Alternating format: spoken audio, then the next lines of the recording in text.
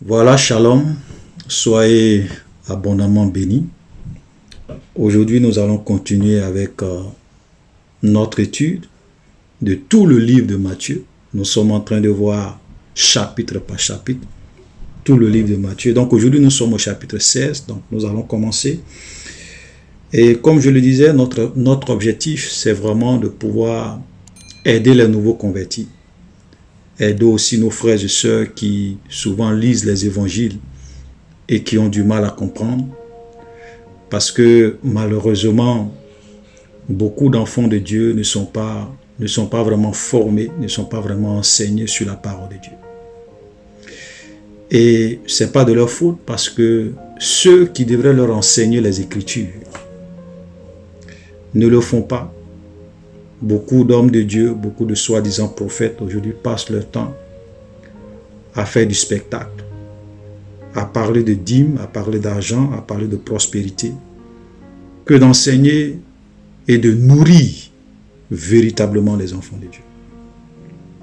C'est rare de voir aujourd'hui dans plusieurs églises des hommes de Dieu plonger les enfants dans les Écritures, dans les passages, en faisant des études comme ça, chapitre par chapitre, pour éclairer les enfants de Dieu sur des choses qu'ils lisent à la maison et qu'ils ne comprennent pas. C'est malheureux. Mais cela ne doit pas nous étonner parce que nous sommes à la fin des temps. Et Jésus a été clair, il a dit qu'à la fin des temps, plusieurs faux prophètes se lèveront et ils séduiront beaucoup de gens. Paul dit qu'à la fin des temps, l'église allait être une église apostate. C'est-à-dire que la grande majorité des églises qu'on va voir, les gens vont continuer à aller à l'église, les gens vont continuer à dire qu'ils connaissent Dieu, ils vont continuer à aller, soi-disant, adorer Dieu dans les églises, dans des bâtiments. Mais en réalité, la grande majorité de l'église, ou des églises, seront des églises apostates. Et ce sont les temps dans lesquels nous sommes. Regardez un peu, quand nous lisons Matthieu, et Jésus va faire cette reproche-là, quand nous lisons Matthieu chapitre 16, on commence à faire la lecture à partir du verset 1er, regardez. Les pharisiens et les sadducéens abordaient Jésus pour l'éprouver, lui demandaient de leur faire voir un signe venant du ciel. Jésus leur répondit, le soir vous dites il fera beau car le ciel est rouge, et le matin il aura de l'orage aujourd'hui car le ciel est d'un rouge sombre. Vous savez discerner l'aspect du ciel, vous ne pouvez discerner les signes des temps. Donc Jésus va dire aux pharisiens, vous savez discerner l'aspect du ciel, mais vous ne pouvez pas discerner les signes des temps. Malheureusement, aujourd'hui, beaucoup de chrétiens n'arrivent pas à discerner les signes des temps. Beaucoup d'entre nous n'arrivent pas à réaliser que les temps dans lesquels nous sommes, ce sont les temps de la fin. Et si nous sommes dans les temps de la fin, l'Église, dans sa grande majorité, sera une Église apostate. Et que beaucoup de faux prophètes vont se lever. Ils vont faire des prodiges, des soi-disant miracles. Souvent des prodiges et des miracles qui sont des mises en scène pour séduire, pour tromper les gens. Et la plupart des messages qu'ils prêchent, ce n'est pas des messages qui vous poussent à craindre Dieu, à vivre dans la sainteté, dans la pureté, mais c'est plus des messages qui vous poussent à aimer le monde, à vous battre pour les choses de ce monde.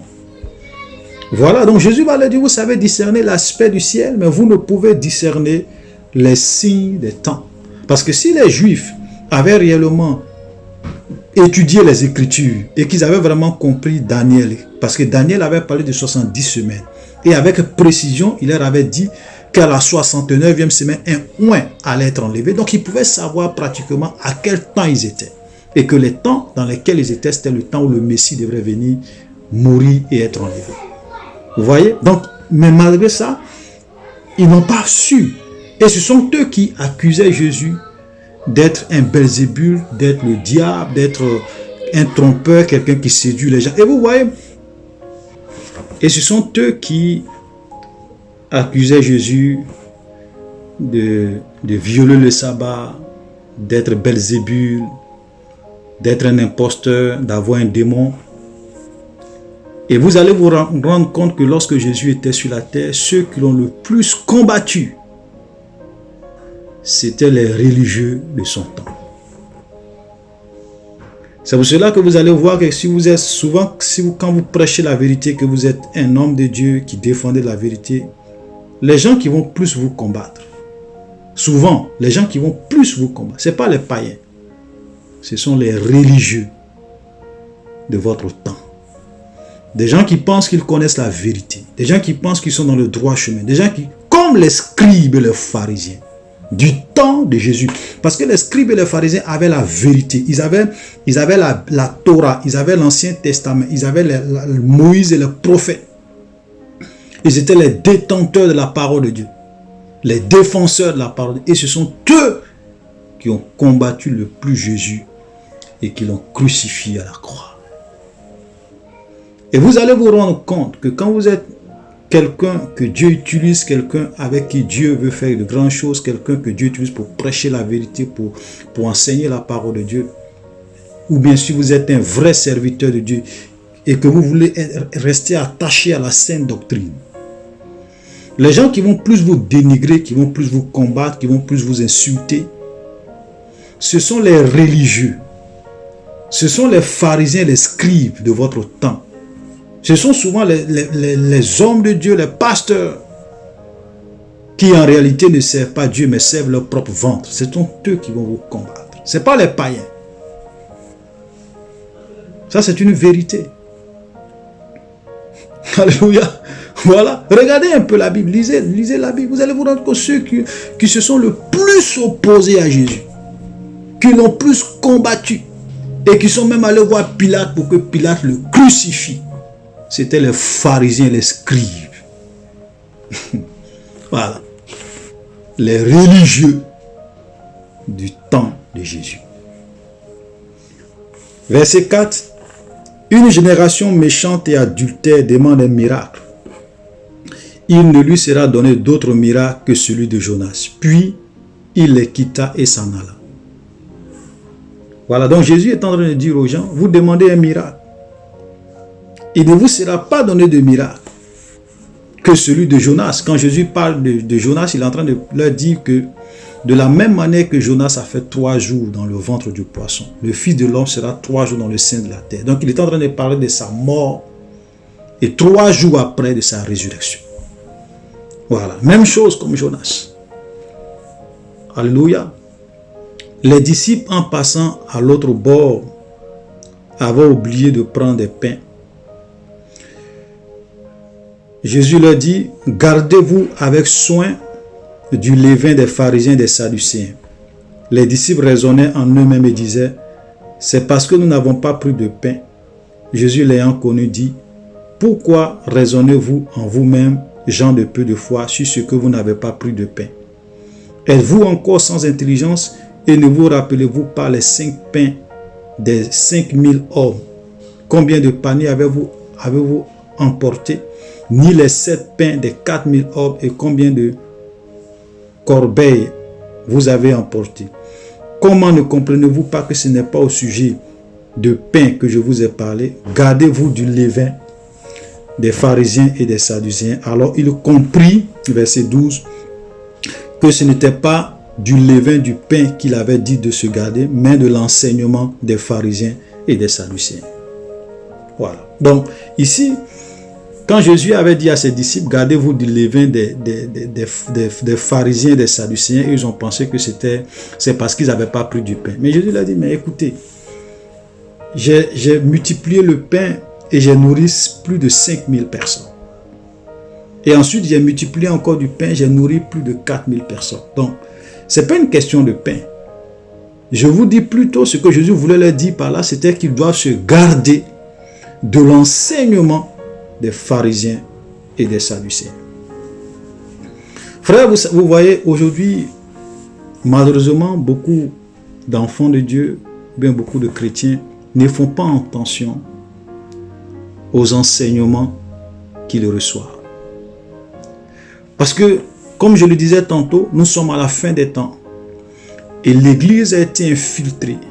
Beaucoup de faux prophètes, beaucoup de manipulateurs sont venus dans la maison de Dieu. Et ils vous prêchent des choses, en réalité, qui vous éloignent de Dieu. Ils vous prêchent un mélange de vérité et un mélange de mensonges.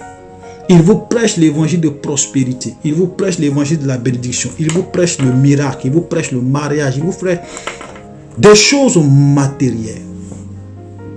Des choses matérielles. Et donc Jésus disait à ses disciples, gardez-vous de l'enseignement des pharisiens, des sadducéens, parce que quand vous n'avez pas un enseignement qui est bien, ça peut vous éloigner de Dieu, ça peut vous égarer, ça peut vous perdre. Donc c'est vraiment important de savoir quel enseignement on reçoit. C'est pour ça qu'on doit veiller sur la qualité des enseignements qu'on reçoit, le type de pasteur qu'on écoute, les hommes de Dieu qu'on écoute, l'église qu'on fréquente, le genre d'église qu'on fréquente. Voilà. Parce que aujourd'hui, la parole de Dieu tourne autour de la prospérité. Dans beaucoup d'églises aujourd'hui, c'est la prospérité, c'est les miracles, c'est le spectacle. Dieu veut que vous soyez riches, amen. Dieu, tu seras béni, amen. Tu ne seras pas le poulet des sorciers, amen. Tu auras le visa, amen. Tu auras le miracle, amen. Tu auras le mariage, amen. Frère, ça c'est pas l'évangile. Est-ce que vous savez combien de personnes dans le monde ont le visa et ils ne sont pas chrétiens? Des païens, combien de païens dans le monde savent dans les ambassades de faire des demandes de visa pour aller aux États-Unis? Vous savez combien de personnes qui ne sont pas chrétiens qui ont le visa pour aller aux États-Unis? Vous savez combien de personnes qui ne sont pas chrétiens qui se marient dans le monde? Vous savez combien de personnes qui ne sont pas chrétiens qui font des entreprises et qui réussissent, qui ont des milliards, leurs affaires prospèrent? Allez-y, faites des statistiques. Vous voyez, c'est-à-dire qu'aujourd'hui, les gens vous vendent des choses qui ne sont pas l'évangile. Il y a des païens qui vont demander visa. Ils ont le visa. Ils sont nombreux. Ils ne sont pas chrétiens. Il y a des païens qui ne sont pas chrétiens qui se marient à travers le monde entier, matin, midi, soir. Il y a des gens qui ne sont pas chrétiens qui montent des entreprises et les entreprises prospèrent. La preuve en est qu'aujourd'hui, la plupart des chrétiens, vous-même, vous êtes embauchés dans des entreprises des païens. Ce n'est pas des chrétiens. Donc, frère, l'évangile de prospérité, ce n'est pas ça l'évangile. Autant, vous les chrétiens, vous vous mariez, autant les païens se marient. Autant les chrétiens ont le voyage, autant les païens aussi ont le voyage. Donc, ce n'est pas parce que tu as tout ça que tu es dans la faveur. Ce n'est pas forcément parce que tu as la prospérité, tu as le mariage, tu as la bénédiction. Ce n'est pas ça la marque de la bénédiction de Dieu. Ce n'est pas ça forcément la marque de la bénédiction de Dieu. Frère, voilà la vérité. Mais c'est ce qu'aujourd'hui les pasteurs prennent leur temps à vous prêcher. Ils prennent leur temps à vous prêcher. Eux, ils vous disent, ayez foi, Dieu va vous bénir. Mais eux, ils n'ont pas foi. Hein? Ils vous disent, venez faire des semences, venez donner des offrandes, venez donner. Et puis, ils s'enrichissent sur votre dos. C'est-à-dire que vous, ils vous demandent d'avoir foi pour que Dieu vous bénisse. Mais eux n'ont pas foi en Dieu pour que Dieu les bénisse. Ils comptent sur vous pour être riches. Et vous les enrichissez. Voilà, je ne dis pas qu'on ne doit pas donner. Parce que normalement, quand vous lisez l'Église, ce qu'on donne, et même quand vous lisez l'Église primitive, ce que les gens donnaient, c'était pour aider les veuves et les orphelins dans l'Église. Ce n'était pas pour enrichir une personne. Ce n'était pas pour enrichir un pasteur. Regardez, lisez le livre des Actes des Apôtres. Je l'ai déjà dit dans l'une de mes vidéos. Lisez le livre des Actes des Apôtres. Vous allez voir que tout ce que les gens venaient donner au pied des disciples, on utilisait ça pour s'occuper des plus démunis, des veuves, des orphelins dans l'Église. Pour que les chrétiens sachent qu'ils sont dans une famille. Pour que les chrétiens sachent que l'Église c'est une famille, c'est une communauté. Et que le problème de l'un, c'est aussi le problème des autres. On s'entraide entre nous, on se soutient mutuellement. Les veuves et les orphelins étaient aidés, étaient soutenus par les offrandes, par tout ce qui rentrait. Ce n'était pas pour que un soi-disant pasteur puisse s'enrichir. Aujourd'hui, beaucoup d'églises fonctionnent comme étant des entreprises. Vous avez le pasteur qui est le PDG, voilà, qui s'enrichit. Voilà le drame dans l'église. Il n'y a plus de social, il n'y a plus d'aide, il n'y a plus d'entraide. L'église de Jésus n'est pas faite comme ça, ne devrait pas fonctionner comme ça. Parce qu'aujourd'hui, on a beaucoup de pasteurs qui sont cupides, qui aiment l'argent, qui travaillent pour leur vente et pour leur propre gloire. Pas pour que l'Église soit une bénédiction pour les autres. Frère, voilà. Donc, nous devons nous garder des enseignements qui ne sont pas conformes à la parole de Dieu. Nous devons nous garder de l'évangile de prospérité. Jésus n'est pas venu pour qu'on soit des multimilliardaires. Jésus n'est pas venu pour qu'on soit riche. Si, je l'ai une fois dit, j'ai dit, si ton but dans la vie c'est d'être riche, va dans la franc-maçonnerie, va dans l'occultisme. Va voir le diable, va faire des deals avec le diable. Satan va te rendre riche, va te rendre prospère. Et puis à la fin, tu vas aller à l'enfer avec lui. Jésus n'était pas riche, ses disciples n'étaient pas riches. Donc il n'est pas venu pour rendre les gens multimilliardaires. Il te donne le nécessaire pour vivre. Mais il ne va pas faire de toi un multimilliardaire. Voilà, donc tout ce que vos pasteurs vous chantent, vous prêchent, c'est du mensonge, ce sont des faux enseignements qui vous égarent. Voilà.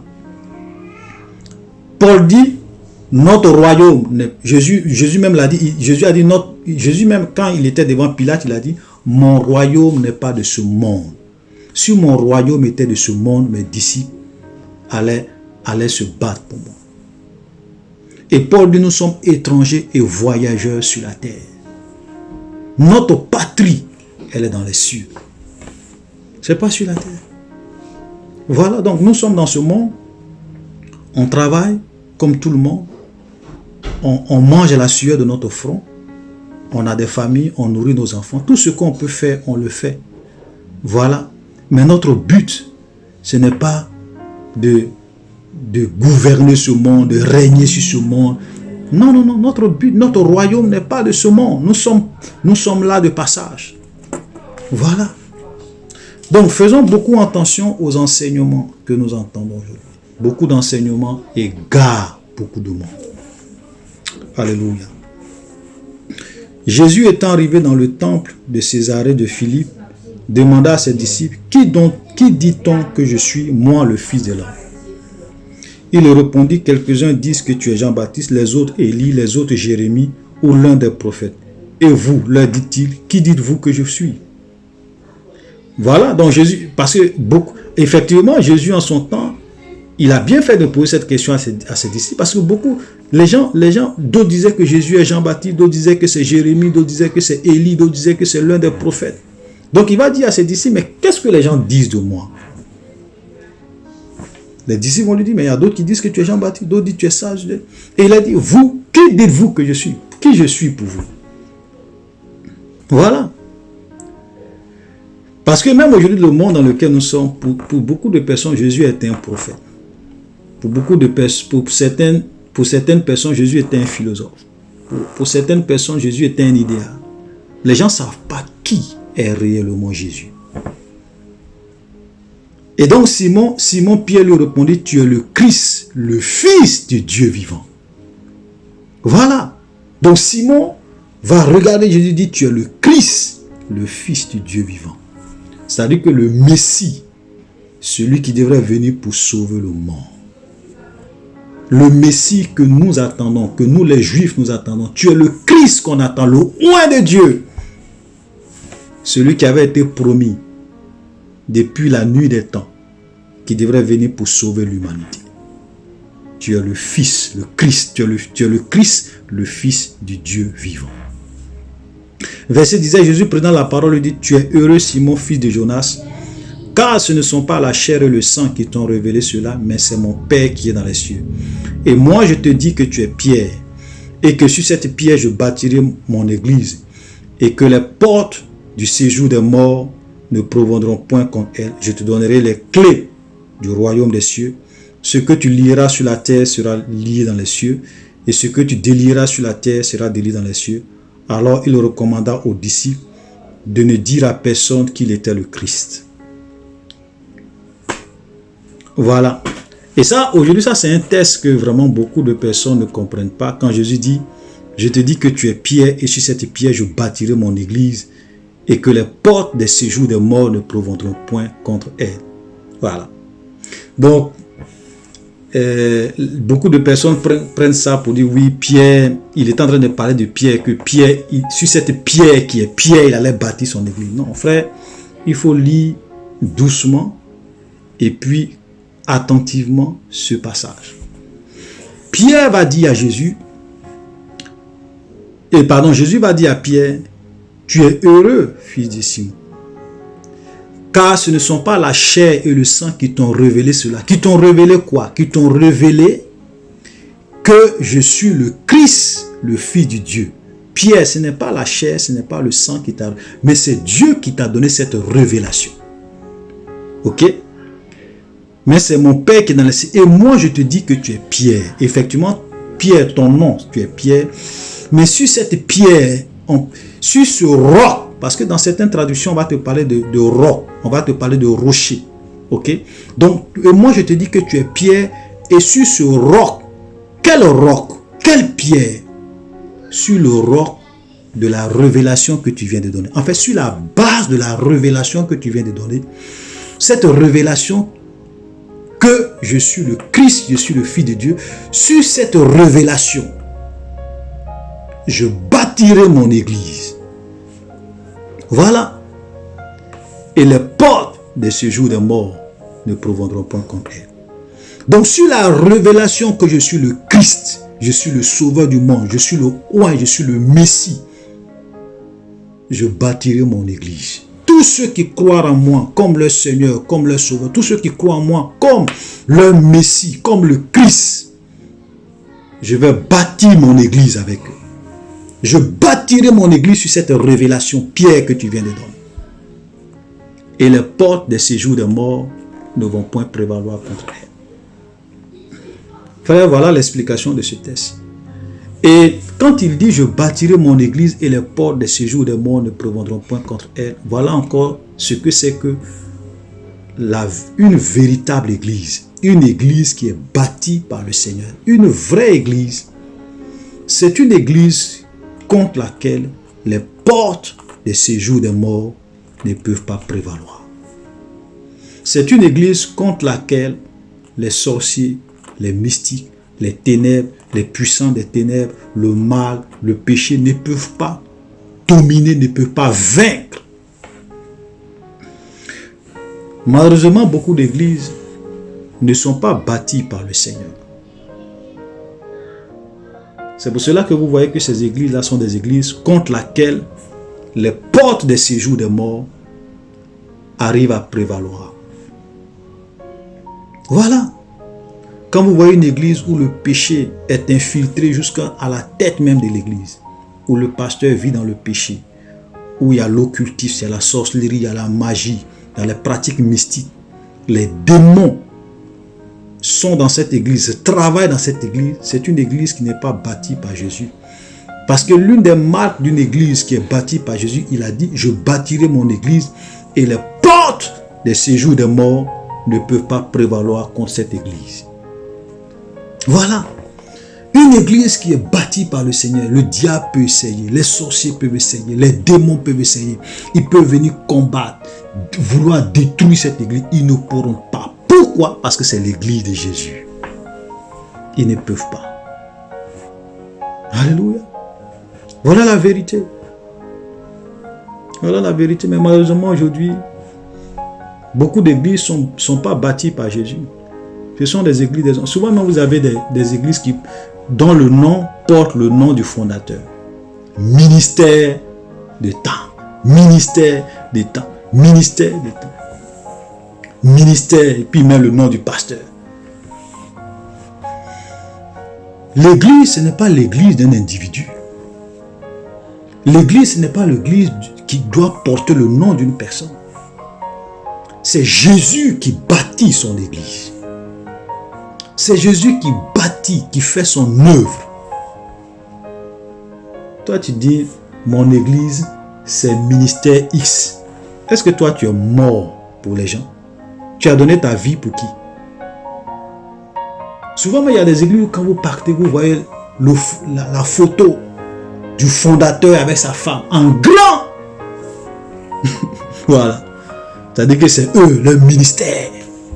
Et vous avez beaucoup de chrétiens qui vont dans ces genres d'église. Frère, quittez dans ça. Voilà. Parce que l'église véritable, c'est une église qui est bâtie.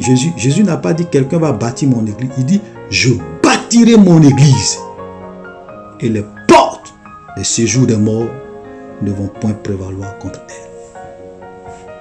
Alléluia. Je te donnerai les clés du royaume des cieux. Ce que tu lieras sur la terre sera lié dans les cieux. Ce que tu délieras sur la terre sera délié dans les cieux.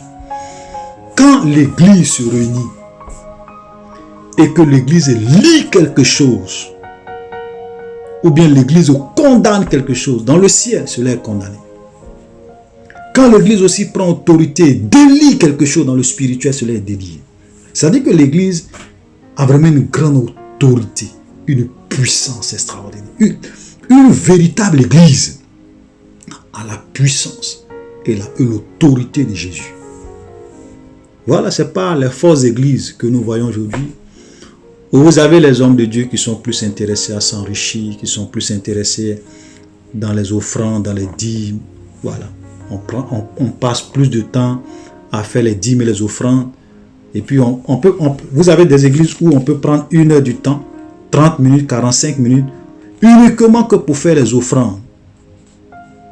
Et puis, on prend peut-être 30 minutes, 45 minutes pour prêcher la parole de Dieu, et puis on s'en va. Vous voyez la contradiction aujourd'hui. Voilà. On préfère donner, puisque c'est l'argent, il faut qu'on prenne tout le temps pour que l'argent rentre. Mais prêcher la parole de Dieu, on va prêcher la parole de Dieu pendant 30 minutes et puis c'est bon, on s'en va à la maison. Ça fait que le cœur des gens ne sont pas nourris. Et bien souvent quand les gens prêchent, c'est souvent de la nourriture empoisonnée. Un mélange de vérité et de mensonges. Pour égarer les gens. Verset 21. Dès lors, Jésus commença à faire connaître à ses disciples qu'il fallait qu'il allât à Jérusalem et qu'il souffrit beaucoup de la part des anciens, des principaux sacrificateurs et des scribes, et qu'il fut mis à mort et qu'il ressuscita le 3e jour. Pierre, l'ayant pris à part, se mit à le reprendre et a dit, à Dieu ne plaise, Seigneur, cela ne t'arrivera pas. Mais Jésus se retourna et dit à Pierre, arrière de moi, Satan, tu mets en scandale, car tes pensées ne sont pas les pensées de Dieu, mais celles des hommes. Vous voyez? Et ça, c'est vraiment une mise en garde. Parce que regardez, Pierre venait d'avoir la révélation de Dieu que Jésus-Christ était le Fils du Dieu vivant, était le Christ. Parce que Jésus l'a dit, ce n'est pas la chair et le sang qui t'a révélé cela, mais mon Père qui est dans les cieux. Mais juste quelque temps après, Jésus lui dit, arrière de moi Satan. Ça veut dire que Dieu venait de lui révéler quelque chose. Maintenant, voilà que Satan aussi commence à lui révéler quelque chose. C'est pour cela que nous devons faire beaucoup attention. Voilà, c'est pourquoi Jésus dit que nous devons prendre garde, que celui qui croit être debout prenne garde de tomber. Parce que souvent, vous pouvez penser que oui, vous êtes inspiré, Dieu vous utilise, mais si vous ne faites pas attention, Satan peut vous donner des suggestions. Et vous allez penser que ça vient de Dieu. C'est pour cela que souvent vous voyez beaucoup d'hommes de Dieu qui commencent bien. Mais arrivé un moment, ils ne veillent pas. Et maintenant, le diable commence à les utiliser. Voilà.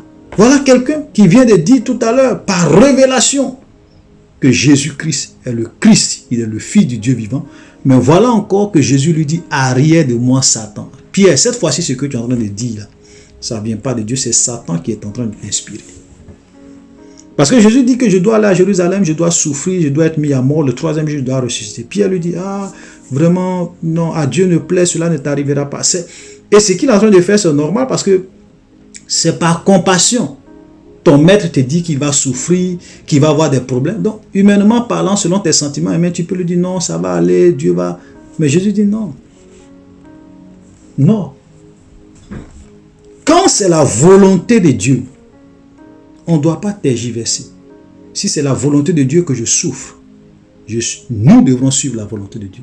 Si je dois aller à la croix pour sauver le monde, c'est ce que Dieu veut, je dois obéir. les sentiments humains, les calculs humains ne doivent pas avoir de place. Ok? Quand il s'agit de faire la volonté de Dieu. Frère, c'est pour cela que j'aimerais aussi donner un conseil. C'est pas parce qu'un homme de Dieu a l'habitude de te prêcher de bonnes choses qu'un jour il ne peut pas se tromper. Un pasteur peut vraiment être quelqu'un qui d'habitude Dieu lui parle. Mais il peut aussi se tromper. Parce qu'il y a des gens aujourd'hui, dès que le pasteur parle, pour eux c'est comme si c'est Jésus qui a parlé. Au lieu de, ils ne s'asseyent même pas pour analyser, pour savoir, peut-être que le pasteur peut se tromper. C'est vrai que c'est un homme de Dieu, mais il peut faire des erreurs. Voilà le cas de Pierre. Pierre venait d'avoir la révélation que Jésus est le Fils de Dieu. Mais voilà encore que Satan aussi vient l'inspirer. C'est pour cela que nous, en tant qu'enfants de Dieu, nous devrons vraiment nous laisser conduire par l'Esprit de Dieu. Même quand le pasteur te dit quelque chose, quand un homme de Dieu te donne un conseil, toi aussi, il faut aller prier, Seigneur, pour dire, oui, le pasteur m'a donné ce conseil-là, mais Seigneur, je veux que tu m'orientes, je veux que tu me guides. Parce que le pasteur peut se tromper. Voilà. Tous les jours, il peut dire la vérité, mais un jour, il peut se tromper. Voilà. Voilà l'exemple. C'est pour cela que, frère, nous devrons avoir nous-mêmes une intimité avec le Seigneur.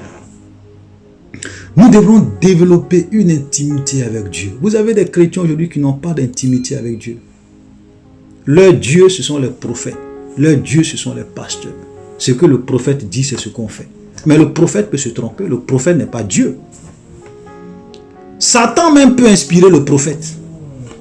S'il ne veille pas, il peut. Voilà, il peut. Comme Jésus l'a dit, arrière de moi, prophète. Arrière de moi, Satan. Voilà. Donc nous devrons faire beaucoup attention.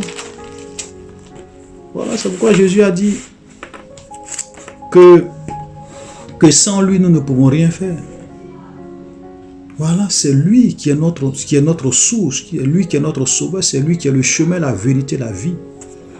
Un homme de Dieu peut se tromper. Un homme de Dieu peut te donner des conseils qui sont contraires, qui sont totalement en contradiction avec la volonté de Dieu. C'est pour cela que nous devrons développer une vie de prière. Tu peux chercher la face du Seigneur, aller voir le pasteur. Le pasteur peut te donner son point de vue. Mais toi-même, tu peux aussi essayer de chercher la face du Seigneur pour que, maintenant, si le point de vue qu'il te donne, si tu es convaincu que ça vient de Dieu, tu peux suivre. Mais le pasteur peut se tromper. Voilà la vérité. Alléluia. Et donc, alors Jésus dit à ses disciples, si quelqu'un veut venir après moi, qu'il renonce à lui-même, qu'il se charge de sa croix, qu'il me suive. Car celui qui voudra sauver sa vie la perdra, mais celui qui la perdra à cause de moi la trouvera. Que sert-il un homme de gagner tout le monde entier s'il perd son âme, ou que donnera un homme en échange de son âme? Voilà, car le Fils de l'homme doit venir dans la gloire de son Père avec ses anges, alors il rendra à chacun selon ses œuvres. Voilà, donc et là on voit que le contexte dans lequel Jésus a dit à Pierre, arrière de moi Satan, c'est parce que quand Jésus a dit qu'il devrait aller à Jérusalem et qu'il allait mourir et que le troisième jour il allait, Pierre a commencé à vraiment avoir de la compassion humaine pour lui.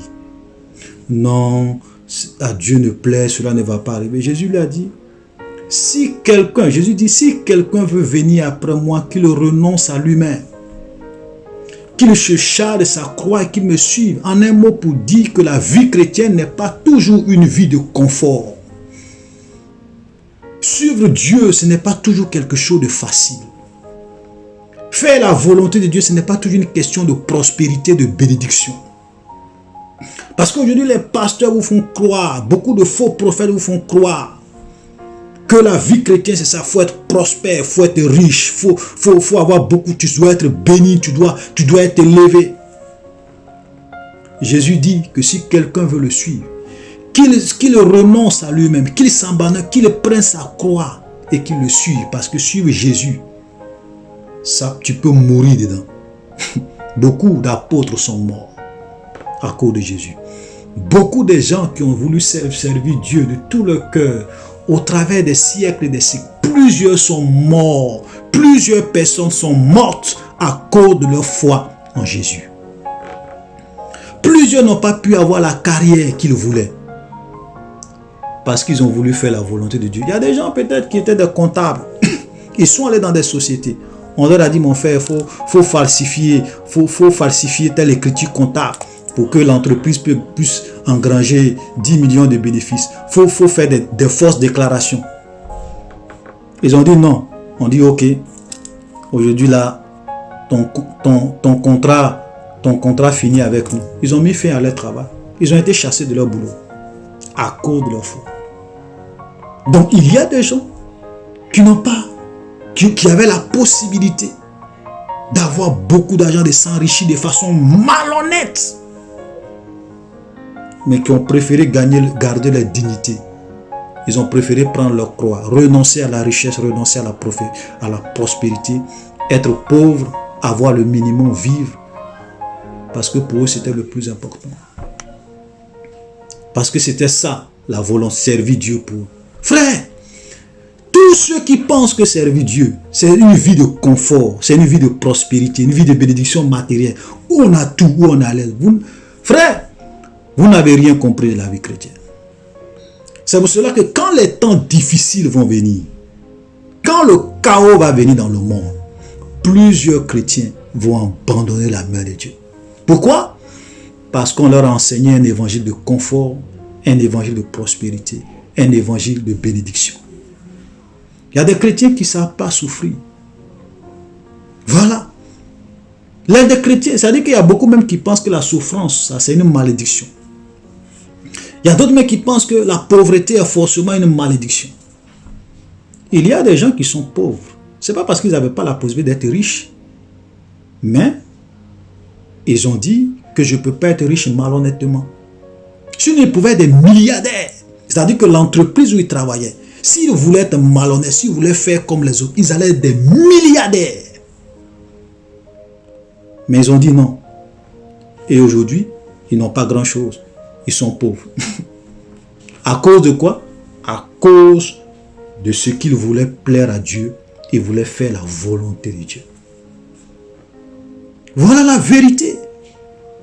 Et il dit, car celui qui voudra sauver sa vie va la perdre. Tous ces gens qui pensent qu'ils sont en train de gagner leur vie, ils engrangent des milliards de façon malhonnête. Ils sont prospères de façon malhonnête. Ils font des coups bas, ils ont l'argent. Ils tuent même des gens, ils exploitent les gens. Ils sont dans le faux. Ils pensent qu'ils sont en train de gagner leur vie. Ils roulent dans les grosses voitures, ils ont des grosses maisons, des réalisations sur la base de la corruption. Ils pensent qu'ils sont en train de gagner leur vie, mais en réalité, ils sont en train de la perdre. Parce que au final, au finish, ils vont se rendre compte que ça ne sert à rien. Jésus a dit, ça ne sert à rien de gagner le monde entier et de perdre son âme. Ça ne sert à rien d'avoir le monde entier pendant ces 60 ans que Dieu nous donne sur la terre. Ces 80 ans que Dieu nous donne sur la terre. Et puis d'aller passer des milliers d'années dans le feu éternel. Je vous assure, il y a des gens où, quand ils seront en train de brûler à l'enfer, quand ils vont être chassés, quand ils vont aller à l'enfer avec le diable et les démons, ils vont maudire leur richesse.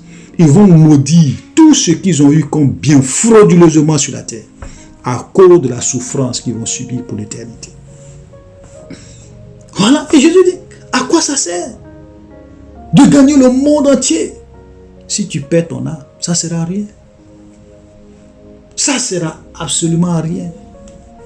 Les gens t'acclament, tu es une star, les gens t'apprécient partout, tu passes, les gens te regardent. Ça sert à quoi d'avoir tous les hommes qui t'apprécient? Et puis au dernier jour, tu perds ton... Excusez-moi.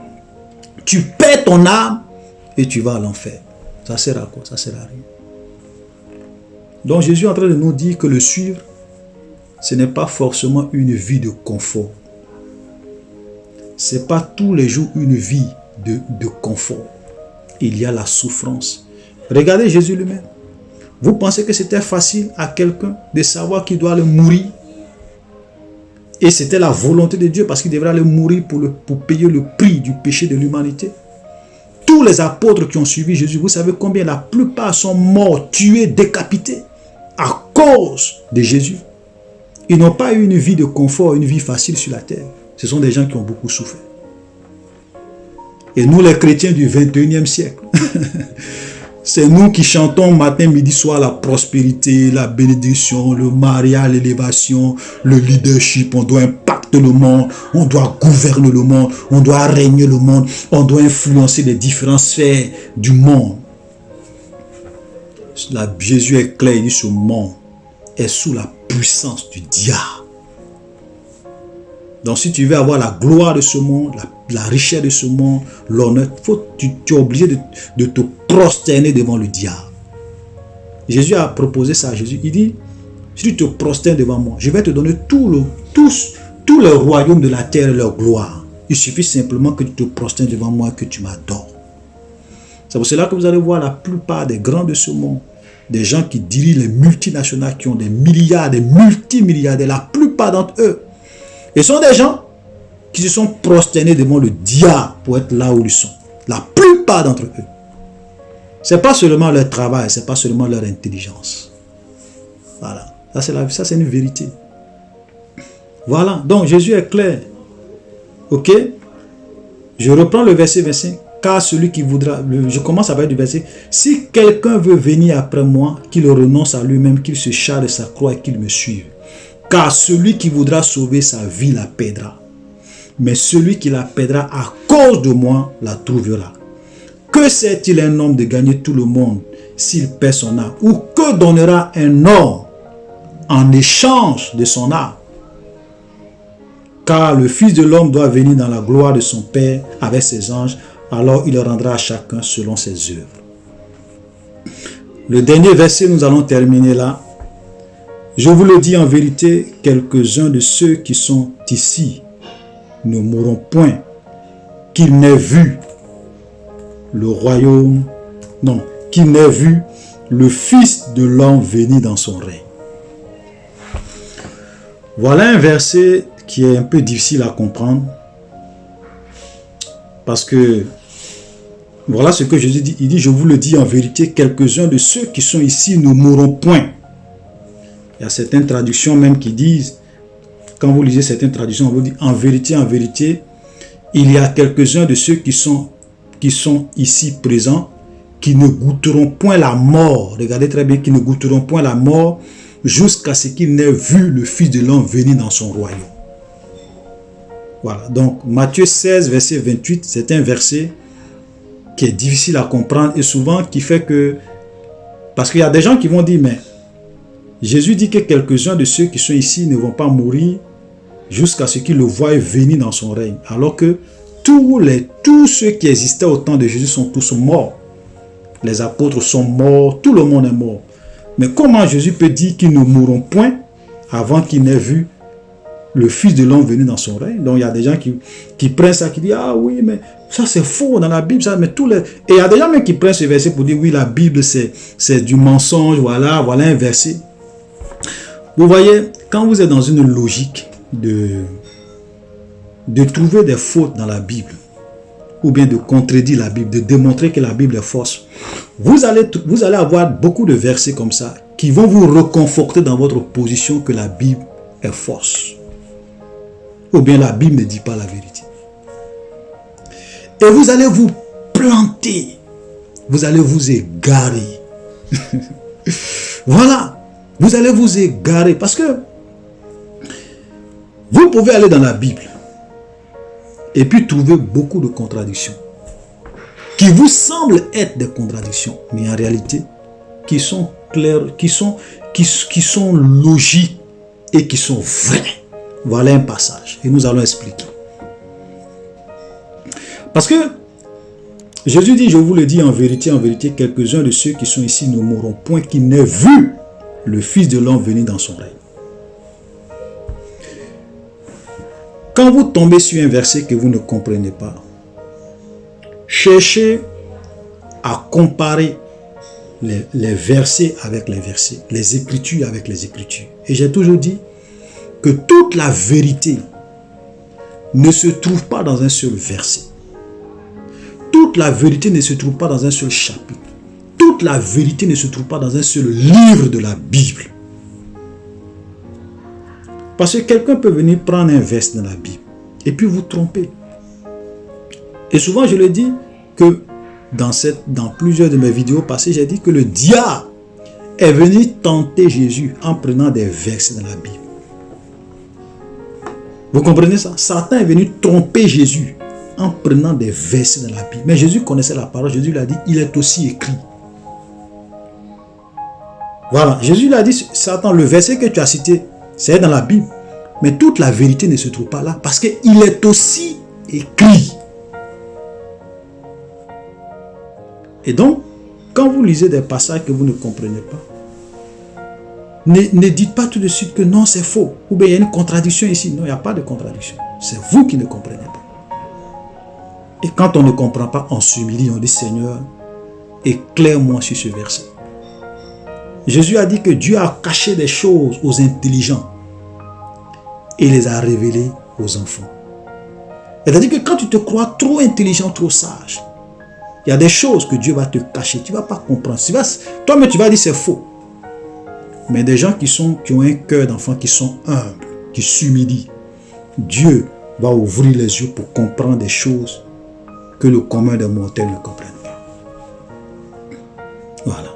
Maintenant, on va expliquer ce verset. D'abord, on peut l'expliquer, j'ai envie de dire, de plusieurs manières. Moi, je trouve deux explications à cela que je vais vous donner qui sont valables. La première explication, nous allons lire un autre texte qui se trouve dans Jean. Comme je l'ai dit tout à l'heure, souvent il faut comparer les écritures avec d'autres écritures pour avoir toute la vérité. Nous allons prendre par exemple Jean chapitre 11, le verset 25 à 26. Jésus lui dit, Jean 11, 25 à 26, Jésus lui dit, je suis la résurrection et la vie. Celui qui croit en moi vivra. Quand même, il sera mort. Mais ce qui va nous intéresser, c'est le verset 26. Regardez le verset 26 de Jean 11, 26. Il dit, et quiconque vit et croit en moi ne mourra jamais. Crois-tu cela? Jésus dit, celui qui vit et qui croit en lui ne mourra jamais. Donc, si je prends ce verset et que je compare avec ce que Jésus dit ici, en réalité, ceux qui ont cru en Jésus en son temps, ça veut dire que les disciples, les apôtres qui étaient avec Jésus, ils ont cru en Jésus. Ils étaient vivants et ils ont cru en Jésus. Donc, en réalité, ils ne sont jamais morts. Parce que Jésus est clair, il dit, quiconque vit et croit en moi ne mourra jamais. Donc, en fait, ce verset, il ne faut pas le comprendre littéralement.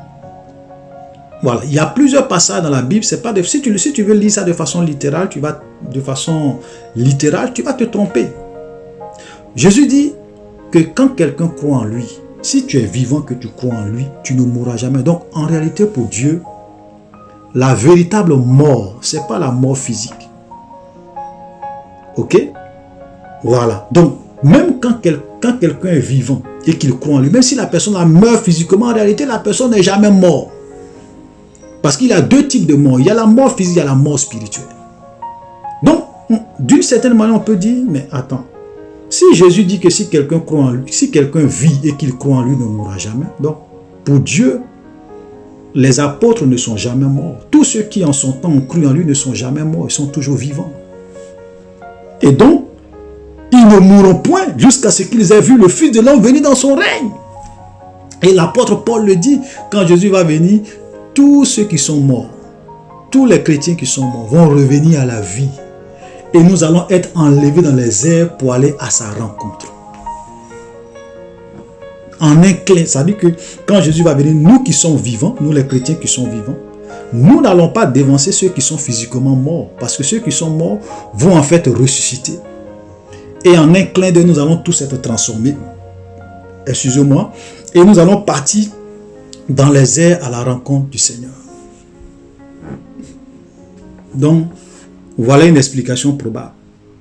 Celui qui vit et qui croit en Jésus ne mourra jamais.